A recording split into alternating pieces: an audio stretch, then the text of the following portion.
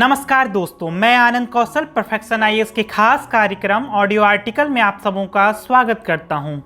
आज हम भारतीय अंतरिक्ष अनुसंधान संगठन द्वारा जारी अंतरिक्ष नीति 2023 पर व्यापक चर्चा करेंगे। आइए सबसे पहले जानते हैं भारत के अंतरिक्ष उद्योग के बारे में। भारतीय उद्योग परिसंघ की एक रिपोर्ट के अनुसार भारतीय अंतरिक्ष उद्योग के 2025 तक 50 बिलियन अमेरिकी डॉलर तक पहुंचने की उम्मीद है, जो उपग्रह आधारित सेवाओं जैसे दूरसंचार, नेविगेशन और पृथ्वी अवलोकन की मांग करता है।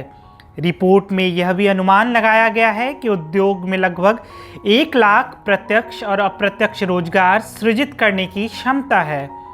अंतरिक्ष उद्योग को मुख्य रूप से सरकारी स्वामित्व वाले संगठनों द्वारा नियंत्रित किया जा रहा है। तेजी से बढ़ती वैश्विक अर्थव्यवस्था में भारतीय उद्योग की हिस्सेदारी बमुश्किल 3% है।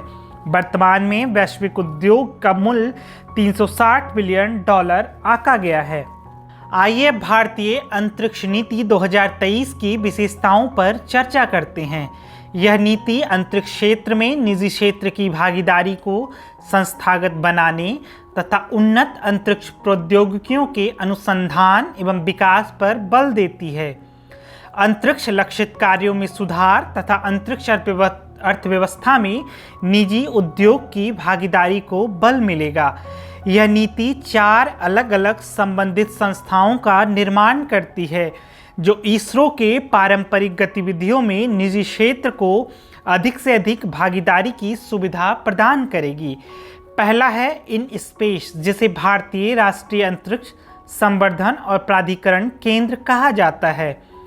यह इसरो और गैर सरकारी संस्थाओं के बीच प्रौद्योगिकियों, उत्पादों, प्रक्रियाओं को साझा करने का काम करेगी।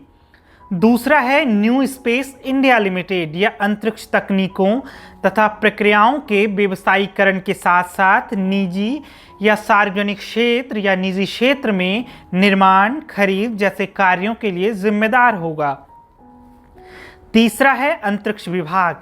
यह नीति निर्णय का काम करेगी तथा अंतरिक्ष प्रौद्योगिकियों के क्रियान्वयन के लिए अंतर्राष्ट्रीय सहयोग तथा समन्वय का काम करेगी। अंतरिक्ष नीति निजी क्षेत्र को एंड टू एंड अंतरिक्ष गतिविधियों में भाग लेने की अनुमति देगा, जिसमें उपग्रह, रॉकेट और लॉन्च वाहन बनाना है। डेटा संग्रह और प्रसार शामिल है।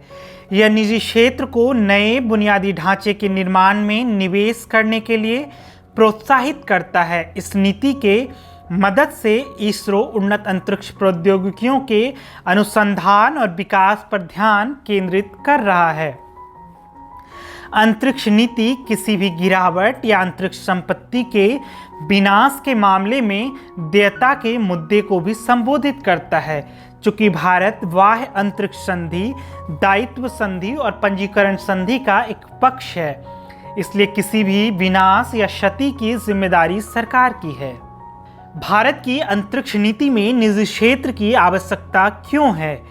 वैश्विक अंतरिक्ष उद्योग का मूल्य 500 बिलियन डॉलर से अधिक है, जिसमें संयुक्त राज्य अमेरिका और चीन सबसे अधिक खर्च करते हैं। भारत की हिस्सेदारी वर्तमान में केवल 2% है और नई अंतरिक्ष नीति भविष्य में से 10% तक बढ़ाने में मदद करेगी। इसलिए निजी क्षेत्र की भागीदारी को एक अहम पहलू माना जा सकता है। निजी क्षेत्र द्वारा निवेश को बढ़ावा मिलेगा तथा वैश्विक अंतरिक्ष पारिस्थितिकी तंत्र में सकारात्मक प्रतिस्पर्धा के लिए भी यह जरूरी है।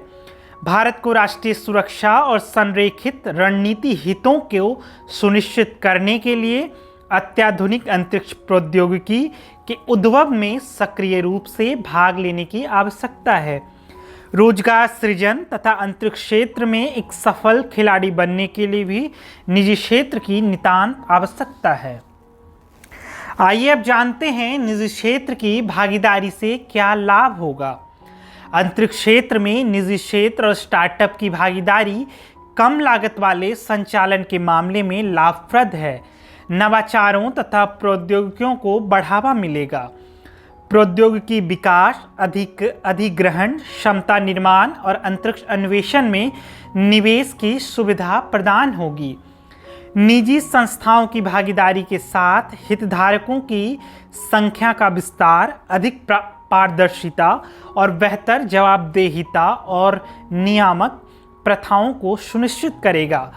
कम लागत के साथ भारत के अंतरिक्ष में नवाचार और बेहतर प्रतिभा पूल इसे विश्व स्तर पर प्रतिष्ठित निजी अंतरिक्ष उद्योग के संबंध में अधिक प्रतिस्पर्धी बना देगा। आइए अब संक्षेप में अंतरिक्ष क्षेत्र से संबंधित चुनौतियों को जान लेते हैं।